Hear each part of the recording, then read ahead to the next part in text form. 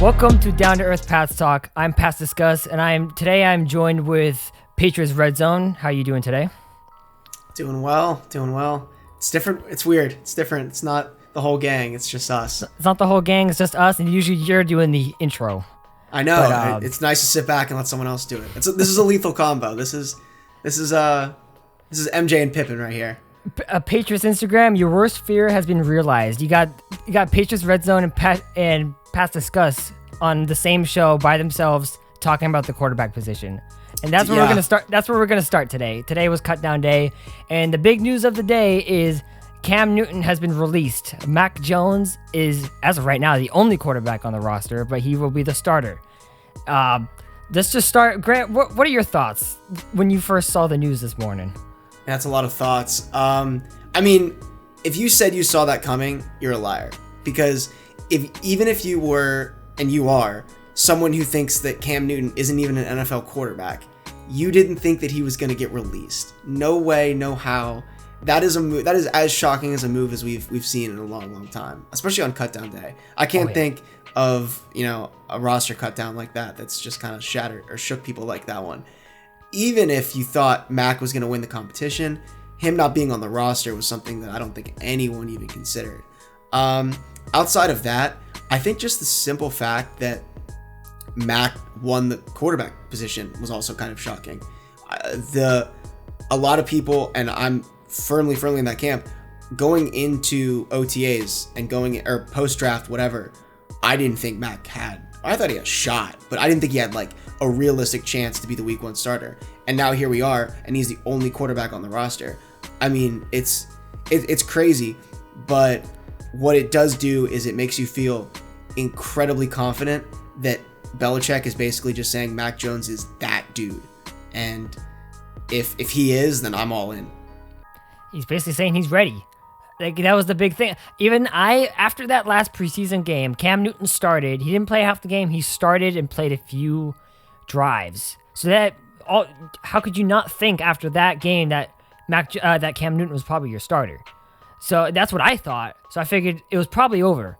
And I'm thinking, I'm talking myself into it. I'm like, Mac Jones got the knee thing. Maybe if Cam Newton plays like a month or half the season, and Mac Jones only has to play like 6 to 8 games of the year instead of a full 17 game schedule, maybe that'll be beneficial. That's what I was telling myself, and I'm like, okay, that's fine. I can live with that. And then this morning, I was sleeping. Ethan called me like 5 times. I woke up to the ringer, and I'm like, I didn't even answer. I just hung up, and I saw. I just figured he was calling me, so something must have happened. And I see a text from Grant over here. I was still waking up, so I couldn't see. I had to get ahead of it. I was like, you're going to wake up and you're going to go on your parade. So I was like, I need to get ahead of it and tell you, rightfully so, that you were way ahead of this. You didn't have him being cut, but as close to that as you could have been cut. And if you listen to Yo Soy Fiesta, then you know that one person thought that Mac Jones had a legitimate chance to win the job and thought Mac was winning the job. And that was Jacob. So, I mean, hats off, props, all that to you for having that, because it was really just you and Tom Curran. So I don't know if that's good company, but that's who it was. Even Greg Bedard, he thought Jones was playing better, but he thought it was like all set and done. Cameron's the starter. I was I couldn't see. I woke up. I was still waking up. I couldn't really see. All I saw from that text was you're right. And I'm like, what happened? My first thought before I saw it was, remember the James White stuff we were going on about? I thought maybe they cut him or something. I did not think cut White. I did not think in a million years, which I didn't think was happening either. I mean, after we traded Michelle, I thought that was over. That was over. But right. I didn't think in a million years it was gonna be Cam Newton who was cut. Yeah. I thought it was possible Mac Jones could win the job. I didn't think that it would just be out of nowhere that Newton is released. I thought they would at least try to keep him as a backup. They didn't even try. They just said, get lost. Well, which you have to imagine with that conversation had to have happened at some point with hey, listen, if, or maybe they asked him, if Mac wins this job or you lose the quarterback competition, are you a backup quarterback? And Cam has long said he's not a backup quarterback. Probably, yeah. So he probably just said, release me or whatever. I mean, in all reality, they are doing him a favor because he's not a backup quarterback. There's going to be teams that need him. Someone's going to go down. I doubt. I think the only way that he's, week 1 in a week from now or two, however, we're like a week away from Thursday's game, but a week 1 guy is if maybe Deshaun can't play and the Texans bring him in. That's like the only situation I could see. But it's going to take a guy to go down. He's not going to be a backup quarterback for pride reasons, and I don't think he's the 33rd best quarterback in the league. So someone will take the chance on him, and someone will get him at some point. But yeah, I basically just think that the Pats did that for him. Like, are you a backup quarterback? He said no, and we just kind of predetermined and bypassed that awkward situation of Cam becomes the starter, or Mac becomes the starter, and then Cam has to like say, hey, cut me, trade me, get me out of here. Again, after that preseason game, I thought it was Cam's job for sure. But I mean, like I said, I thought it would be like, okay, it really wasn't. We go back to remember the article you guys were joking about? It was like, it might have been a current article. It was like it's Mac versus Mac, not Mac versus Cam. That was current. He has like two where he said it's Mac versus Mac, and then one that said it's officially over after like the second preseason game. I didn't even read that one. Which might be a little extreme to act like there's no quarterback competition. But. Yeah. The Mac versus Mac one, I agreed with that one because it seemed more like if Mac wasn't ready, I thought Mac was outperforming Cam all camp. But I didn't think he would start because he's not ready. There's a big difference between being better than Cam and just being ready for NFL level. Because Cam Newton, even though he may not be that good now, he's still a vet. He knows what to expect for game day. He's a freaking monster. He's a big human being. And he has times where he does play well. So, like, he's ready. He can play in the NFL level. You don't know if Mac can. You don't know if Mac can physically or mentally. And I guess Belichick answered that question today. Mac Jones, it wasn't if, it was when for Mac Jones. And they chose now, week 1. It's crazy looking back. Like, if you follow college football and you look back at even like as soon as February, late as, the beginning of the season, Mac was the guy that people were saying is a borderline first. They were like, he's not going to be pro ready. He's the guy that has a high upside but needs a good situation. And then it came around that point when the Niners, there was that like smoke screener or just the rumor when the Niners traded up for 3, right? That's what they did too. When they traded up for 3, basically everyone was like, oh, like Mac is in that conversation. And he went from second round to third round like that. And then he ended up falling probably where he was in the end of it, just because there's a difference now than there was between a second round quarterback and a first round quarterback. Like, a second round quarterback is what, Kellen Mond is, and the gap between them is so huge. And the need for a quarterback in the NFL is also so huge that a guy like Mac, who'd be a second rounder a few years ago, is now first. So he ended up probably being in maybe a little high for what a lot of people thought about him. But then again, it came down to the same thing. Oh, it's going to be a while before he starts. Like, I mean, I didn't think he was going to start a game this season. Like, when people would say, oh, like, what are your expectations for Mac? I'd be like, set no expectations, because I don't think there's going to be much of him to see. And, I mean, it just goes to show that you no matter how much you think you have Belichick and the Pats figured out, you never, ever do. That's for sure. The my thoughts on when Mac would play, I first started camp thinking, okay, he's got a shot to win, but let's see what happens. They probably would sit him more likely because Belichick would like to give him a year, you would think. Like, I don't think he would start a rookie. And then, like, a camp goes along. He wouldn't even start rookie receivers. Now we're doing rookie quarterbacks. Or running backs. Every rookie running back gets a red shirt. Michelle was the last guy they started a rookie. And then in the span of 4 months, you're handing the keys over to the franchise to a guy. It's just, it's crazy. It's completely situational. There's no rhyme or, well, there is a rhyme or reason, and that's what it is. There's no pattern to Belichick. Right. I don't know, but big news, and I am excited. I think he made the right move, because I said this on Yours So Fiesta that I think there's much higher upside for this offense with Mac Jones. at the helm, I think McDaniels can call a lot more plays for this offense. Mac Jones can run more of what this offense used to be, which was the precision offense. Like I think week 1, you're gonna see a lot more. It's gonna look like the old Patriots offense again. It's not gonna look like the Cam Newton offense. It's gonna look more like the Brady offense week 1 than when Cam Newton was here. Because let's face it, Cam Newton couldn't run the Brady offense. Mac Jones is much such a failure last year. Mac Jones is much more has much better tools to run that offense. In my opinion, the entire season, every acquisition we got was always like, oh, I wonder how Cam's gonna work with Hunter Henry. I wonder how John. Like, I never even thought about the connection of Aguilar and Mac, which after seeing Mac's deep ball in the preseason is something I'm like thinking about all the time now with Aguilar.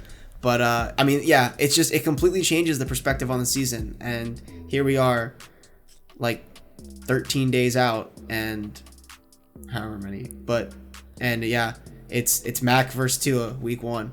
Mac versus Tua. Unless the Dolphins go and trade for Deshaun Watson, in which case, I mean, even if they do that, is he gonna be able to play with all these like lawsuits? I'm glad I'm not a Texans fan. What do you think what's your biggest concern going into the year with Mac under center? I mean, it's got to be experience, right? Like experience. Just there was a comfortability fact or like a comfort factor with Cam that you had, like, he's gonna, what the floor was for him last year.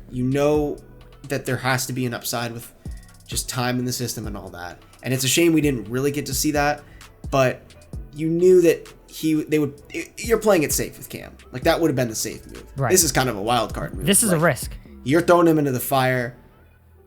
A lot of people believe that quarterback should sit there. That's a huge debate, quarterback sitting versus not. A lot of people feel strongly in one way. I don't know. I feel like the ones that end up being the best kind of usually are the ones that are sat, other than, the first overall picks that are bona fide stars in college. And I don't know. It adds a lot more anxiety to the season to me. I feel like with every cut down, I just start getting a little more anxious about looking at the schedule a little different, all that. It's a fair point with the experience. I think it differs from each quarterback, whether you sit him for a year or not. I mean, hell, Mahomes sat for a year, but like Russell Wilson didn't. So I mean, I feel it differs from player to player. I think, because I'm a huge believer in sitting a quarterback for a year, but if you don't have to, then I don't see the point of doing it. If Mac Jones has shown Belichick that he's ready, then I think it's a no-brainer. You go with him. Right, and a lot of people believe, like, hey, there's no better way to learn than just being thrown into the fire like that, and just get it. Like, you're gonna learn things because you're gonna fail quicker, and you're not gonna have this like sit and baby you and push you into it. But Mac Jones might be that guy too. He might be that guy. He learns quick. That is, I will say, that's one thing that outside of his play, because not everyone has been able to see him every day at training camp or however it is. But one thing that's been consistently is from players, from coaches, from fans, he makes reads quick. He's a good decision maker. He picks up things quick. He's a hard worker, all of those things, which is what you probably hear about every single quarterback, but it does feel a little more different and genuine about Mac, that he really truly is like a smart guy, which that was one of the biggest things coming out of college too. It's like, he's a really smart guy. I remember the video of Kraft when he was like, in year 4.0, like the academics, we love to see that here. So I don't know. I mean, it's super exciting. If your reaction to this is anything but excitement, I mean, you can feel bad about Cam, like, right, it sucks. Like, we're not going to get that revenge game against Carolina. Like, there's a few moments that you would like to see him in on the season, but at the end of the day, it truly kind of just, you got to put franchise first, and that is the best thing that could have happened for the franchise, is that the quarterback they drafted, they spent their first round pick on, was so good that it pushed out the guy that everyone in the world thought was going to be the starter. I mean, now we got Mac Jones versus Brady. Now we got Mac Jones versus Brady week 4. I threw that. I put that post up the other day, just comparing the Zuber touchdown to the LaFell touchdown. Yeah, I saw that. And it was simply like it was clearly a joke, because it's obviously a preseason touchdown versus a Super Bowl touchdown. Wait, it was? So that should have been the indicator. And then the fact that it was virtually like the same play. It was drop back into like double split coverage, and the fact that they were both number 19. That was really all I was trying to make the point at, and I was like, Brady 2.0. A lot of people didn't get the joke, and a lot of people thought it was serious and agreed with it, which scares me on both ends, because some people were like, I know that's what I'm saying. He's just like Tom Brady. He's just like Tom Brady. Like, all right. Every quarterback He's not Tom Brady. Every quarterback has been compared to Tom Brady. So He's obviously not Tom Brady, but what is similar is their skill sets. They do have similar skill sets, which is why they brought him in the first place. Smart at the line of scrimmage, accurate, precise throws. Like that's what you need to run. Like I said, to run the Brady offense, and they got a guy who has a similar skill set to Brady, so they can run that offense. Again, he's not Brady. He's never going to be Brady, but it's the type of quarterback, the type of pocket passer that they needed for this offense. And back to like the getting ready for the seasons, like how many times have we heard him have a rough day at camp and then respond with like being the best player on the field? Like he responds to adversity really, really well, and I'm willing to bet that was a big reason why they said, okay, you know what, let's put him out there and see how it goes. Yeah. That he had that one game or one practice. It was like his worst day at practice. I think it was like his first day or something. I believe it was recently, and I could be wrong, but I thought it was like right after like a really good preseason game. People were like, like step backwards for Mac, like just to be sure, like Cam is still the starter. And then he had like the bounce back day the day after, and Cam just got left in the dust from there. And then it's been just the Mac Jones show from then on out. It'll be very interesting. I'm really excited now to see week 1. I was excited anyways. I thought I was kind of curious to see how it would work with Cam and the new tight ends, the new receivers. I was kind of excited for that too, but now I'm even more excited because now it's a rookie quarterback. My biggest concern, real quick before we move on, is he ready physically? Because he does have that big ass knee brace on his knee. I wonder if that's it for any concern, or if it's any concern that if he gets the crap kicked out of him, is he gonna make it a full season? Because now, especially, it's 17 games now. Well, hopefully we pick up a backup quarterback, which that would be nice. Probably by the time you hear this, but someone not Brian Hoyer. Yeah, it kind of sucks that Stidham had the injury because he'd be a fine backup. Because that would be a decent backup. Like that's someone that still has the upside that we want to see, but we know that can't be the number one guy, but we still want to see work out. So that sucks. It's 6-7 weeks. 6 weeks, yeah. 6, whatever. But yeah, Mac needs to learn how to slide because he did this at Bama too, where it's like he'll be on the run when he'll do that little Brady Stallion thing where he'll pick up the first down, and instead of like sliding, he'll just like dig his knee into the ground, or he'll do like when you try to slide in Madden, and instead of going like trigger X, which for Xbox users, you accidentally just hit X and you dive forward because Mac likes to do that too and just lay out on the slides. Well, hopefully he doesn't have to run too much. Like, I mean, that offensive line, dude, they got a lot of responsibility this year. If that kid gets hurt, they are screwed. They are absolutely screwed. I mean, and to be fair, we got a really good offensive line going into this year, like top 3 line in my opinion. Well, I felt bad for him too because in the last preseason game he was getting beat up, but he was getting beat up behind the second or third line. To God, Cajuste. Oh, he got the crap kicked out of him in that game. Yeah. But yeah, that's my main worry is him physically, because I think mentally he's shown he's in a good place mentally to handle the NFL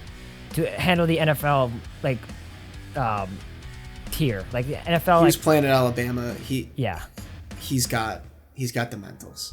I think So maybe not on the ACT, but definitely on the football field. But yeah, that's my only concern. But regardless, I am very excited to see how this plays out. So for the next topic is the next piece of big news is that Stephon Gilmore is on the PUP list, so he will be out for 6 weeks at least, if not more. But so that means so basically in translation, they didn't come to no agreement on his contract. So he's saying, okay, fine. If you're not going to pay me, I'll play half a season. Do you think that? What are your thoughts on that? Do you think that Gilmore, if they had come to an agreement, would be playing week 1? Oh yeah, absolutely. You don't think he's hurt? I don't think he's hurt. I think he's fine. Or you don't think he's hurt enough to not play? They're not playing. So- maybe at the so start of basically camp, what you- sure, but by now. So what you're saying is maybe like, yeah, it's a hold true. in. I mean, I think it's if a it hold. was- You call it a hold in. So they Because can't hold out anymore. we've elapsed so much time that it's like you could have had surgery in this time. But right. I mean, Dak Prescott basically just came back from a 360-degree turned ankle. But yeah, I don't know with the Gilmore thing. It's so you think that they're just he'll play half the season and then that's it. Just let him loose. That's my opinion. I think Unless they come to an agreement this is the new sometime version in this span. Like if they come to let's say they come to an agreement week 4. I'm not even sure if they If they have would to even do that. I think do that? I think he's got to play at least a little bit before going into free agency. If he wants Right. to have as strong of a market as he wants, I think he has to play at least some. So I feel like you go after week 7, you're basically halfway through the season almost. I feel like he'd play at least some games this year. I just don't think if they came into agreement like yesterday that he would be off the PUP list and he would be getting ready for week 1. I truly believe that. I think this is just a new way of a holdout because they can't hold out anymore without getting fined. So now it's like, okay, to avoid fines, be like, okay, I'll show up, but like I'm not playing because my quad hurts. Like he could just say my quad hurts. The team can be like, okay, they'll play along. They negotiate behind the scenes. Obviously, it didn't work because he's still on the PUP list. But I think it's just if they got resolved, I think he would be on the field right now. Do you feel confident in Gilmore not being there for 7 weeks? For not being there? What do you mean? Like, do you feel confident in the position? Do you feel confident without Gilmore? Like at the position, yeah. Like how confident? Position? What's your No, confidence I level? don't. I don't. I'm a little worried about that position. Because J.C. Jackson. This is the way J.C. Jackson gets paid. This is great news for J.C. Jackson. Oh yeah, so we got J.C. Jackson as your number 1, which I'm fine with. I feel pretty good about that. What I don't feel pretty good about is the number 2 outside corner, which would be Jalen Mills in this instance.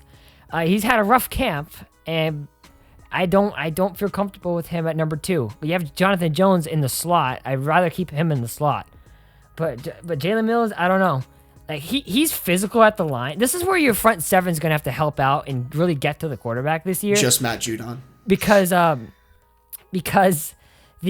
think Jalen Mills, like he's not a bum. He'll jam at the line of scrimmage. He's a physical guy. He's not very fast, and that's where most receivers get him. I don't think Mills is brought here to be your number 2 or your number 3 cornerback. Oh, absolutely not. I think he's more here to be your like what they kind of tried to do with Jason McCourty, work him into that like Daron Harmon role, like something like that, a hybrid like safety kind of thing. A hybrid player that they can kind of use situationally. And now it's like Jalen Mills has this pressure on him that I just think is a little unfair. But that being said, I'm much more comfortable with Jalen Mills back there than Jason McCourty. So that's for sure. Yeah. I mean, definitely at least a little bit. Like, or better than Juwan Williams. Because we survived. Like, when Gilmore was down last year, like, the second half of the season, like, other than that game against Buffalo where Diggs torched JC, there wasn't a moment where you're like, man, like, Gilmore really, like, we win that game. Missed Gilmore. Like, or that you really missed him. I mean, there's games you probably win with him, but JC did a great job of it. So, I mean, hopefully he replicates it this season. I just pulled up the schedule, and let's say that he comes back at week 7. We've got Miami and New York, so really it's like Davis and Parker you would have to be worried about there. New Orleans, Michael Thomas will be hurt anyways, so you're worried about like Traquan Smith. The only game that really causes any issues with the Gilmore thing is Tampa Bay. I mean, we already know Brady's going to torch us. I mean, just Godspeed to anyone in that secondary. God, Barmore's going to have to go off in that game. And then Houston, like, who cares? And then Amari Cooper with Dallas, and then you're back to Gilmore, hopefully, just in time for Keenan Allen to lock him up again. Right. That's assuming he's willing to come back and play for the number, unless they can agree on something. He's got to be, right? Like, the longer this goes, it seems like the more leverage the Patriots have. It's because, like, you're just gonna hit the open market with the last time you were playing was, or you're coming off an injury, number 1, and then you haven't played. If Gilmore is so dedicated to this number, like you said, he'd play. Like he would have to at some point. He worked for that money. Yeah, I think Gilmore had leverage all throughout camp, all the way up until now. Yep. Now it's almost kind of flipped. Like it sucks for us, but now we have the kind of. It sucks for us, but like now it's at the point if if he doesn't come back after 6 weeks, his market's not going to be that good. He's got to prove that he's fully recovered from that quad injury and that he can still play at a high level if he wants to get paid at the number that he's looking for. Yeah. So, I mean, who knows what's going to happen? I'd like to think he'd be back eventually. But, like, who's to say? I mean, now it's set in stone. He's going to miss 6 weeks. Obviously, Mac was the right pick at 15 because he's starting. But, man, I wish they would have addressed the corner in the draft at some point. Like, I do too, but I'm also... the trade for Wade is nice. It's a great trade. Sean Wade, that's a great pick. Because if you had taken him in the 5th round, then we wouldn't be having this conversation. And basically, you just swapped Ryan Izzo for him. So pretty much. And I mean, that's more of a developmental piece. Like that's a trade that you're looking towards next year for. Like he's a guy you're gonna develop this year, and then next year you're gonna lose either Gilmore or Jackson, one of the two at least. Hopefully, just one of the two, and.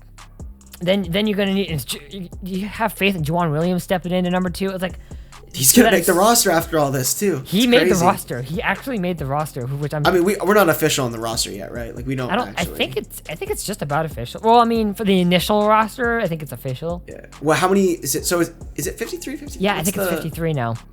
I know the CBA at some point expanded to 55. Maybe I could be making that up, and that could be something I. But either way, like I think if Gilmore showed up, Williams would probably be gone. If you ask me. Yeah, probably. He might be gone. All these DBs. I thought the Miles Bryant cut was surprising with the Gilmore thing too. Like I don't know. There's a lot of DBs on the team. There's only really one caliber of being a starter. As before we had, to look back a few years ago, we had like 3 guys that were all CB1s. Yeah, that's a tough situation, and I mean, it sucks, but we'll see what happens. And like I said before, hopefully they have enough faith in that front 7 to get to the quarterback, and then in a shortened amount of time that quarterback has to throw, it should hopefully make up for the issues in the secondary. Because last year the secondary could not make up for the lack of front 7. Right. Because I mean, as good as they were, even with Gilmore out there, they still struggled. Now that the front 7 has been completely redone, and they've proven in preseason that they can get to the quarterback, that hopefully it helps make up for the struggles in the secondary. Even so, the secondary isn't bad. No, it's not. Bad. It's just not. We have such a high standard for the secondary. Yeah, we do. And especially it's not bad, but when the best corner in the league is out 7 weeks, you're like, well, that's a hit. It's a big hit. Gilmore makes that second. If Gilmore was out there, the defense would be virtually unstoppable. Yeah, and I still think the defense at the end of the year will be finishing top 3 to 5 in points allowed. It'll be up there. So again, hopefully the line can make up for it, and I think that they might. I mean, hell, who does Miami have at a center? Didn't they just cut their next guy that they replaced Karras with? That was Matt Skura, right? The dude that ruined the game for the Ravens. The one that just threw that ball right over Mark Ingram's head. So I mean, who knows? But that's something to keep an eye on. Hell, even Stidham is gone for 6 weeks. But I don't even know why he's still around. To be perfectly honest. One more thing before we head out of here is so Nick Folk got the axe today, and so now we got the kid, which remind me of his name because I don't know if I pronounce it correctly. Quinn Nordin. Quinn Nordin. I thought so. Nordin, not Nordin. Nordin. Nordin. I just want to make sure I didn't butcher that name. From Michigan. Only thing I ever knew about him is that he spent the night at Harbaugh's house and had a sleepover. That was all I remember him doing at Michigan. Yeah, look it up. He during I think it was either recruitment or I don't remember what it was when he first got there. Weird. Yep, sleepover with Jim. But that's really all I knew about him. And then a great story. I mean, looking at LinkedIn, trying to find careers, and then now here we are. The 18 years in a row, Patriots have had an undrafted free agent make the roster. So who made it last year? Really, they just decided They basically just said, last year was JJ. But they said, we want long-term security at kicker position. And that's kind of what it was. Maybe Nick Folk is better. I think that most people would agree with that. The inconsistencies were there for Nordin and Nordin. I just did it again. I got too much in my head. The inconsistencies were there for him in the preseason, but I mean, you're getting a guy instead of just 1-year deals, and maybe trying to stash Nordin on the practice probably squad. just I mean, they probably bet he's got a hell of a leg for one. Oh, yeah. And I bet they're willing to bet that they can clean up the inconsistencies and maybe make him a pretty good player. I mean, that's probably just what they're betting on. It's another risk, but I'm fine with them making that risk because I mean the upside is there. Belichick just, what I mean? It's like the future is now, old man. That's what it is. Just everything is the future on this team. They got young. Ever since Caserio and Ernie Adams left, it's been... Oh, yeah, this is what life after Ernie Adams looks like. Life after Ernie Adams and Nick Caserio, for that matter. After he left, then Bill went crazy in free agency. Right. Oh, and the draft, and now too. He's going crazy and cut down. They threw out the draft philosophy when Caserio left. We went from guys like Caserio and Bill drafting guys like Harry, who couldn't even get on the field for weeks, and when they do, they're terrible, to giving Mac Jones the key to the franchise in a matter of months. That's the difference. Wow, it's been crazy. It definitely one of the most entertaining Patriots off seasons we've had in a long time. Gotta be the number one off season ever. It's gotta be. That was. There's never been a more exciting off season. People always say NFL is America's favorite sport, and then America's second favorite sport is the NFL off season, and that's why right there, because of the stuff that happens like that. I like it. Anyways, that's all we have time for today. Thank you for coming on, Grant. Really appreciate it. Yeah.